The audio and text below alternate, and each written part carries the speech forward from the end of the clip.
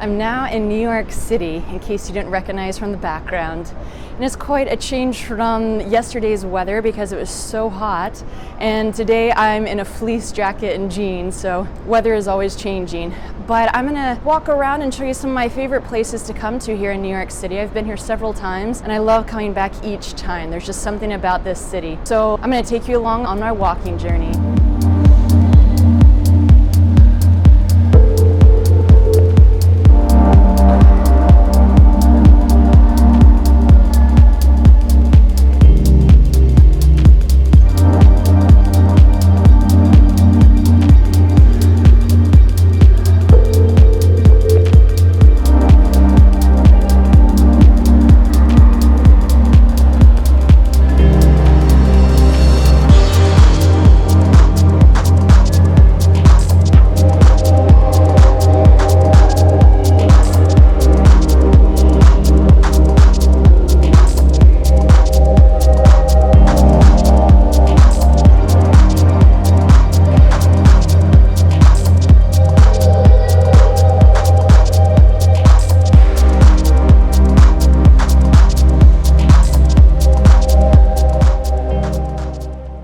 It is really windy here, so I'm hiding behind a trash can hoping to block out some of the wind.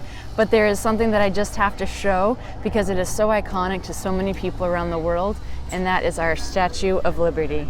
I remember coming to see this as an adult. It's just so different to see a statue memorial of something that you've seen in pictures and books and movies, and then to see it in reality.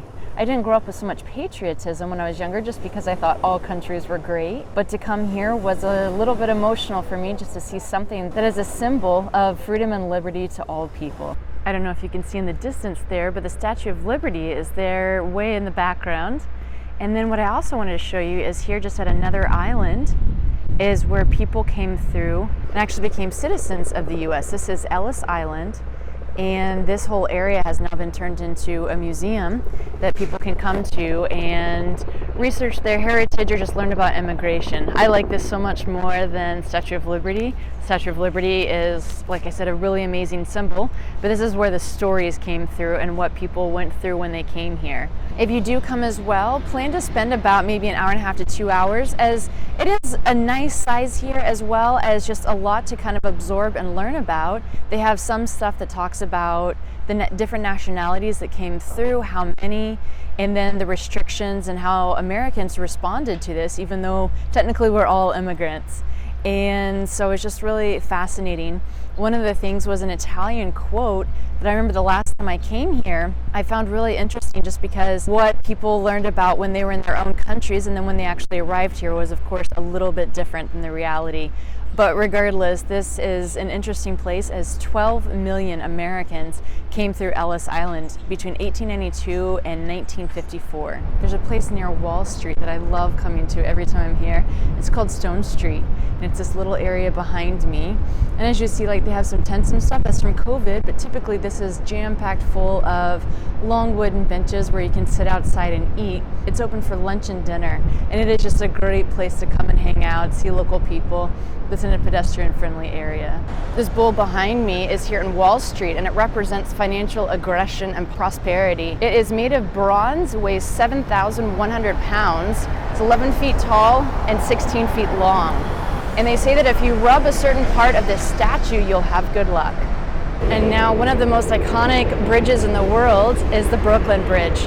If you're looking for a great place to come and get this view, come down to Pebble Beach, which is right here behind me, as it provides a great view and you can take many selfies here.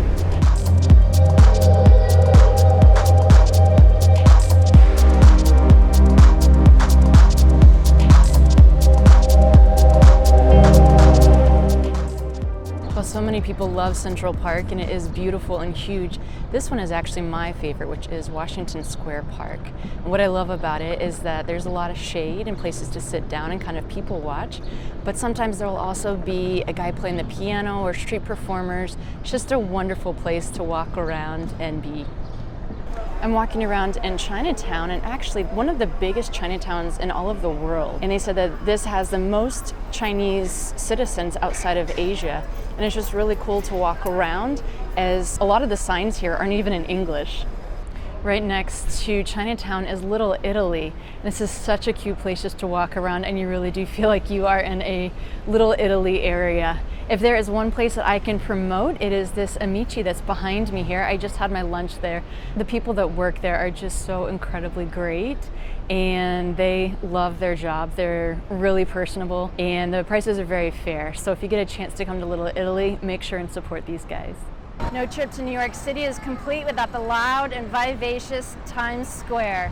So I just kind of wanted to show this to you. This is also home to our New Year's Eve ball drop, and this is just typically crazy with lots and lots of people, and obviously lots and lots of noise.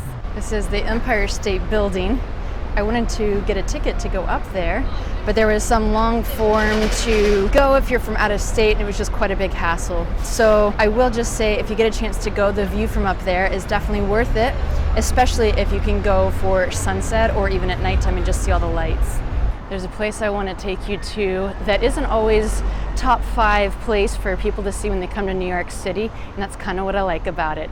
It's an old train line that they've converted into a park. So as you can see, I'm up here now on what's called the High Line, and this is just a really great place that they've converted, and there's lots of greenery, places to walk, as well as places to sit there behind me.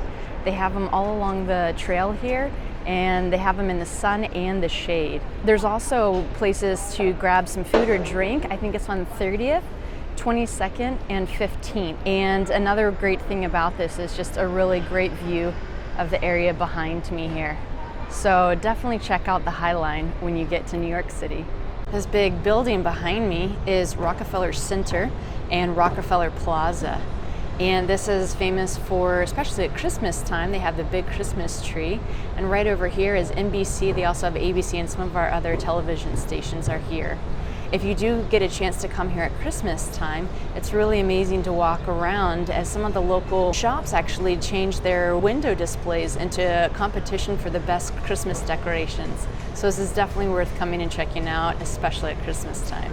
I am in Central Park, and typically I can go onto the Great Lawn and get a much better view than this in the background, but they have it blocked off except to specific areas, so unfortunately I can't get anything better than this. But Central Park is a great place just to come, and as you can see, there are people that love to go for walks, ride bikes, and stuff like that, as this is just absolutely huge here. Started in 1857, this is about 843 acres or 2.5 miles long. It is really, really big. They also have a castle here. They have an area to memorialize John Lennon, and so many other things that are worth walking around. Many lakes and beautiful parks. So if you get a chance to come to Central Park, you definitely should. But I also wanted to go ahead and close here, as my time in New York is done. And so I wanted to just say a couple of things. One of the things is that while I was standing on Pebble Beach by the Brooklyn Bridge, I wasn't able to show where the Twin Towers were. And so I just wanted to kind of show that real quick to you. Another thing is that New York City is just a massive city. So if it's your first time visiting, one recommendation I can give you is to do the hop-on, hop-off bus. And I think there's a couple of different routes, but especially the southern part of Manhattan is the most popular and takes you to the most places. I think you can buy a 1-day ticket or a 2-day ticket, and the nice thing about it is that it's all of your transportation for those 24 or 48 hours instead of trying to deal with the subway system. The subway system is pretty easy to deal with though, so it isn't too complicated. Most of them do say uptown or downtown from where you are, or Brooklyn, or something very obvious. So it's pretty easy to navigate, but again, if you don't want to, the hop-on, hop-off bus is a really great place to start. And lastly, something I wanted to point out was just how many skyscrapers there are everywhere here. And I actually looked it up. It is the 3rd city for the most skyscrapers in the world, with 90% of them being in Asia. I think there was something like 248 skyscrapers here, and they are just everywhere. So it's a little bit easy to kind of get overwhelmed with how many are here, but it also makes for a beautiful area if you're able to get above them and look at all of the streets and how clearly they are marked out here. So anyway, I'm off to my next stop, so I will see you in the next video.